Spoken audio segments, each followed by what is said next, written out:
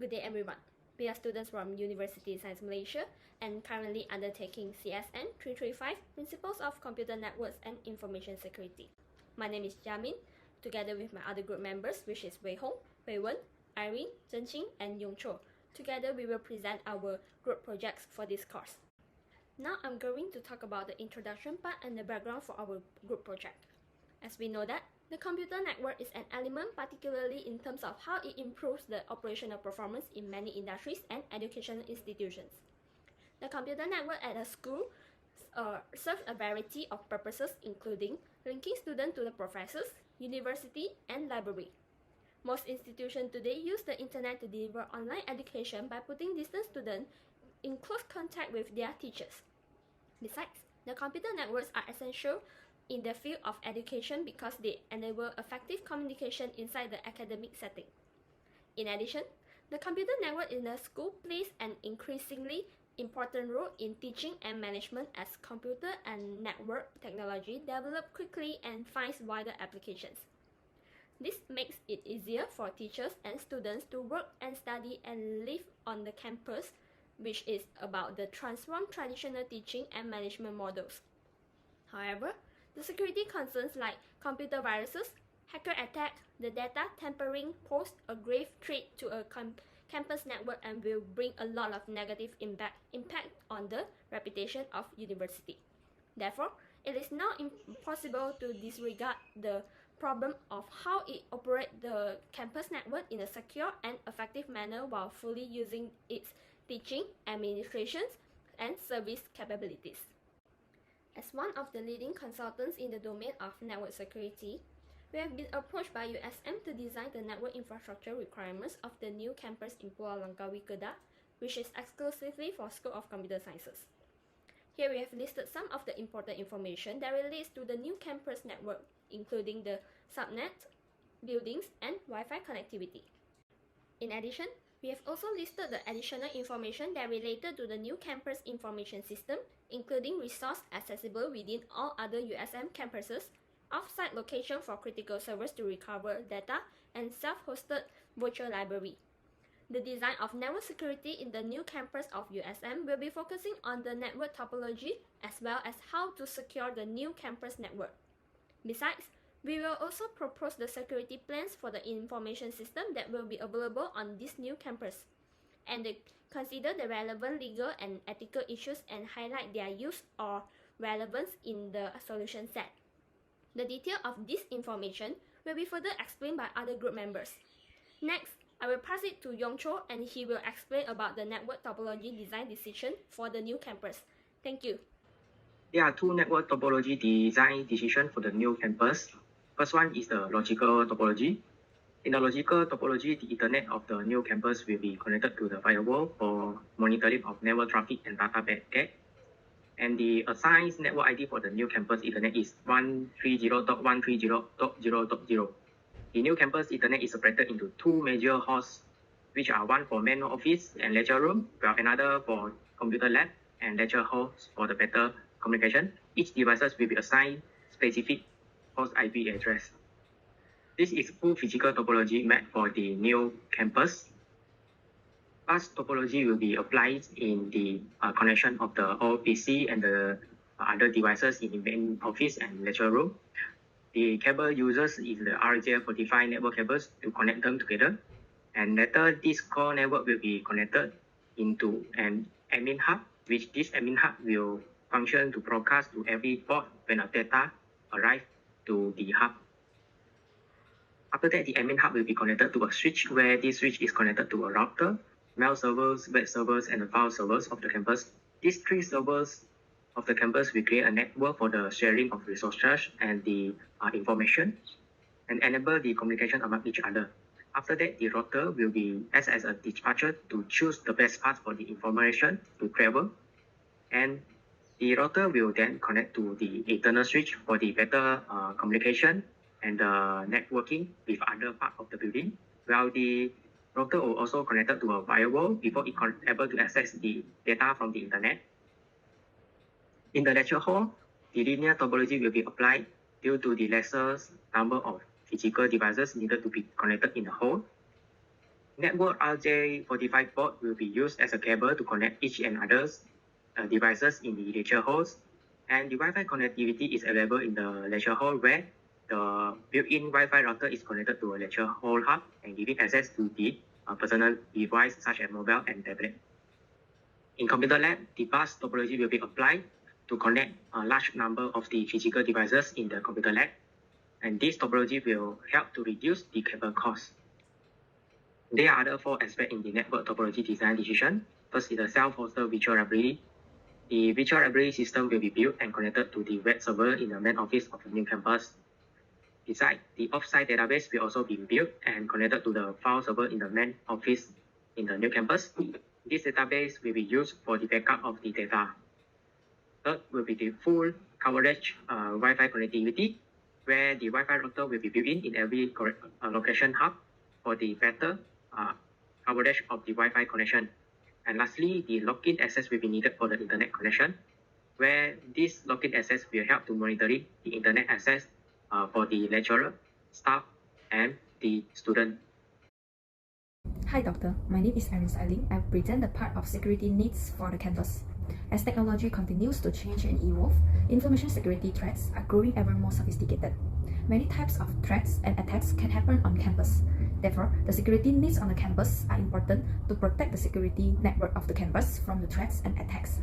The first type of threats and attacks that might happen on campus is deliberate software attacks. For example, denial of service attacks. The denial of service attacks happens because insufficient processing capabilities of control and management planes. This is because failure to authenticate source addresses due to the openness of IP networks, which causes traffic flooding and address spoofing. Therefore, denial of service attacks can have a significant impact on operation and expose the institution. Third, denial of service attack issues can be overcome or prevented through strengthening the network access by limiting the traffic to the control and management planes on the forwarding planes where possible can disrupt attacks. Next, the deliberate software attacks, which is computer viruses. In the network system, a switch model functions not only as a forwarding node but also as a network unit that can be managed. When computers on the same network segment are infected with viruses, a large amount of spam traffic is generated and exhausts network bandwidth. In this case, the switch model cannot obtain network resources as a network element, and therefore services are unavailable. Third, software attack from computer viruses on the campus might cause the inadequate app capacity for processing traffic flows, which leads in system overloads. Therefore, the computer viruses issues can be overcome or prevented by improving the IT management skills of carriers. Besides, limiting the configure rate by keeping track of total requests made and the time between 2 requests that meet from a single IP address to optimize the performance of a system resource and ensure equal service distribution in order to avoid overburden. Besides that, the second type of threat that might happen on campus is technological obsolescence. For example, the outdated security policies of campus might expose and vulnerable the campus. With technology changing at such a rapid speed, it can be difficult for security policies to keep up. For example, outdated security policies causes relying on outdated cybersecurity tools, which will lead to a threat of cybersecurity on campus. Hence, a policies, procedures, and documentation review should be performed at least once a year to identify gaps and the measures needed in order to keep the campus secure, as the current cybersecurity threats and vulnerabilities require an updated security policy to lower the chances of cybersecurity risks on the campus. Apart from that, the third type of threat and attack that might happen on campus is deliberate acts of trespass, such as the information disclosure by unauthorized individuals. Insecure access channel can be easily used by attackers to initiate attacks. For example, insufficient right control measures for the switch model accounts of the campus and the openness of IP networks on campus may easily cause attacks. Therefore, the information disclosure by unauthorized individuals issue can be overcome or prevented by disabling the insecure access channels. The access requirements of services must be met preferentially based on service requirement analysis. When an access requirement has multiple access channel services, the insecure access channels must be isolated, whereas the secure channels must be selected.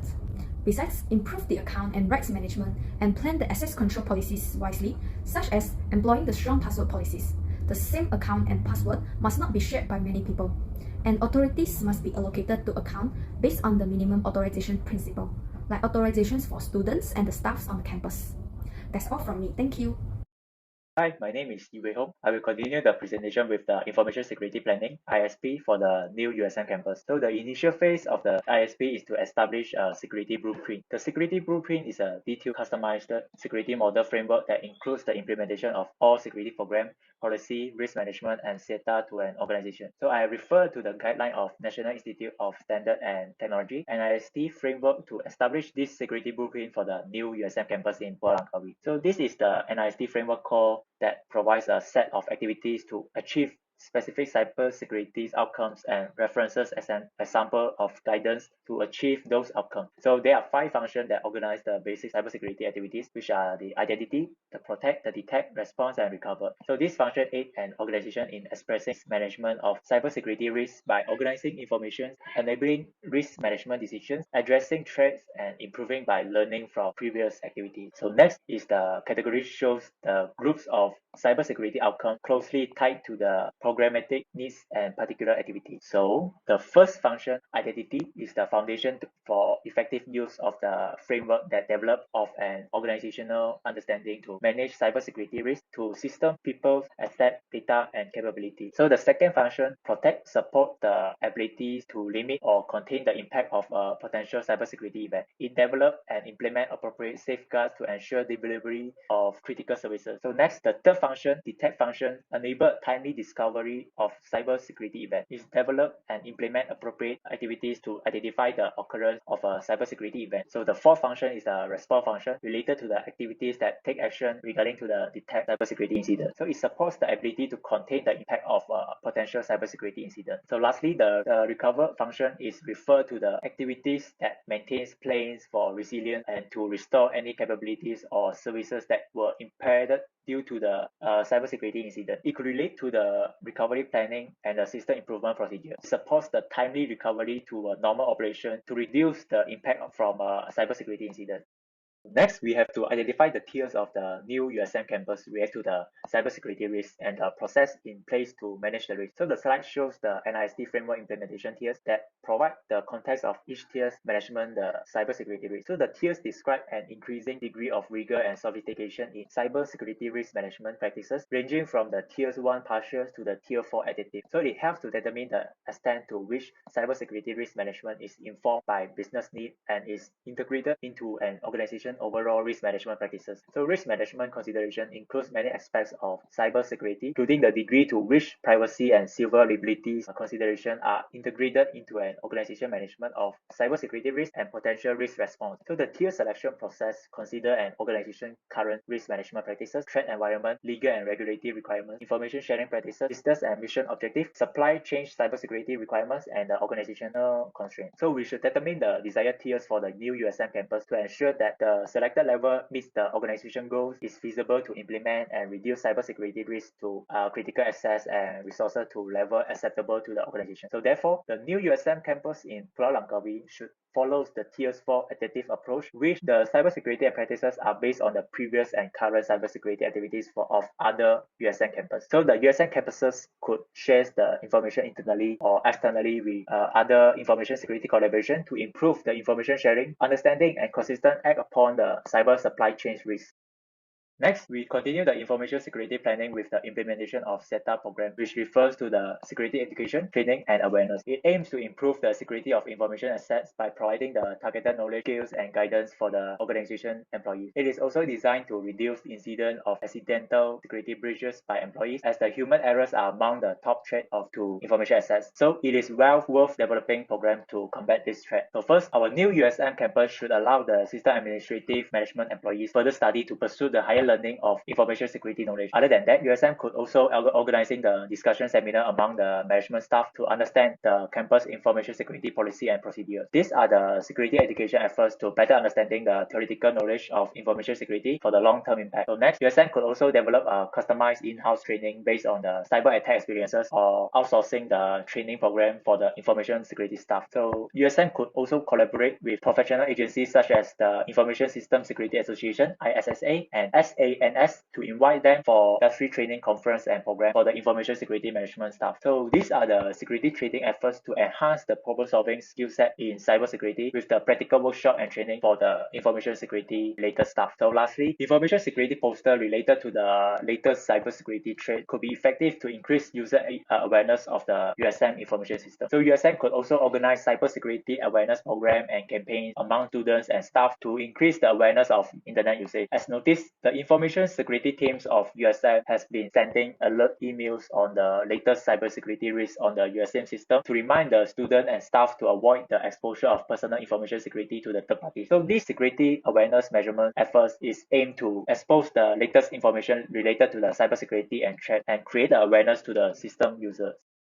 So lastly, we continue the information security planning with the continuity strategies, which shows the organization's intended efforts in react to the contingency event and continue the critical function of the organization. So informing the contingency planning strategies, it requires to identify the organization critical functions, its strategies, resources that support the critical functions, the potential contingencies events that might occur towards the organization, and lastly, forming the suitable contingency strategy. So first, one of the critical functions of our new USM campus is act as an off-site location to recover the data and resume operations to help in maintaining the business continuity and prevent the data loss when the worst case scenario occurs. So in order to do so, the campus is equipped with the warm computing sites elements, which to provide power, networking capabilities, and cooling system with the additional elements of database storage hardware, such as hard disks, along with the server and switches. So the potential contingency event that might occur on the new USM campus in Kuala Langkawi includes the natural disasters such as flood, or the physical contingency events such as system or technology failure, the total blackout, and the software and database hacking. So thus, the suitable contingency strategies will be establishing the priorities of recovery effort when the contingency event occurs. So to recover from the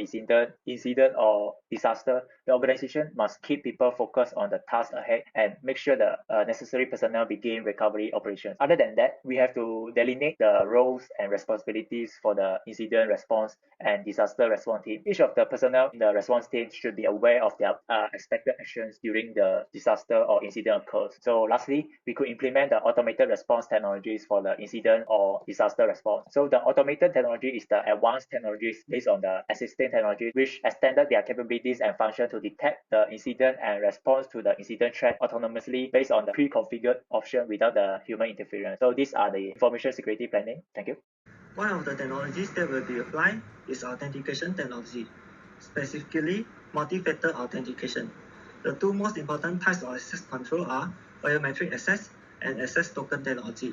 Biometric access control recognizes whether someone is authorized based on unique human characteristics. Among all possible biometrics, only fingerprints, retina, and iris of the eyes are truly unique. Fingerprint recognition is the easiest and most widely used method. Meanwhile, access tokens are physical objects that identify specific rights, such as containers, radio frequency cards, and card readers. Another common security technology that should be applied is a firewall. There are many types of architectural implementation of firewalls, but we will just focus on three. First, packet filtering routers. They act as a boundary between the organization's internal networks and the external service provider. It filters out undesired packets. Second, bastion host. It provides protection behind the organization routers. Since it only consists of a single firewall, it is commonly referred to as a safe user host. Screen host firewalls combine the packet filtering routers with a separate dedicated firewall. In this approach, the routers are able to retain the packets to minimize the network traffic. Intrusion detection and prevention system, IDPS, is very important security technology. We will focus on two types of IDPS. Network-based IDPS, NB-IDPS, monitor traffic on a segment of an organization network and look for indication of ongoing or successful attacks. When NB-IDPS identify activities that are considered an attack, it will respond by sending notification to administrators. For host-based IDPS, HB-IDPS monitor activities on a particular computer or server. HB-IDPS will detect the creation, modification, or deletion of the monitor files. Hi, I'm Ting Hui Wen. And now I would like to share the related legal and ethical issues for the campus network and information system. Firstly, privacy. It is the right of everyone to protect their own private information without disclosure to outsiders. In this case, USM should achieve appropriate balance between the security and access to protect the data. Secondly, ensure data confidentiality, integrity, and availability during storage, processing, and transmission processes. USM should set the reasonable access control of their network, system, and websites based on the roles of the users to protect the data against threat. Thirdly, ensure compliance with laws and regulations to reduce and even avoid illegal and unethical issues from threats. In this case, USM should strictly implement security policies on Information and Communication Technology 2013 and comply with laws in Malaysia, such as Computer Crimes Act 1997, Personal Data Protection Act 2010, Postal Service Act 2012, and so on, to deal with unauthorized access and data modification intentionally and other cybercrimes. In short, if USM has decided to open a new campus exclusively for School of Computer Science in Kedah, we will help them to design a network topology, propose a security plan for the information system, besides considering relevant legal and ethical issues and making some security assumptions, settings, and requirements. Firstly, for the logical topology, the Ethernet of new campus will be connected to the firewall and further separated to two major hosts. Besides that, for the physical topology, bus topology is applied for main office, lecturer rooms, and computer labs, whereas linear topology is applied for lecturer halls. After that, security needs for the new campus include strengthen network access control, limit the traffic and configure rates, improve IT management skills of carriers, update security policies, procedures, and documentation reviews regularly, and improve account and rights management. Next, our security blueprint refers to an NIST framework called and tiers to organize cybersecurity activities and manage the risk. Furthermore, from sector aspect, we will increase information security knowledge of new campus management staff through security education, develop customized in-house or outsource the security training programs, and increase security awareness through poster cybersecurity awareness program and campaign and email. In addition, for continuity strategies, we use warm computing sites and off-site location to continue the critical functions of USM and create contingency strategies. Besides that, security technologies will be applied as authentication technology, firewall, and IDPS.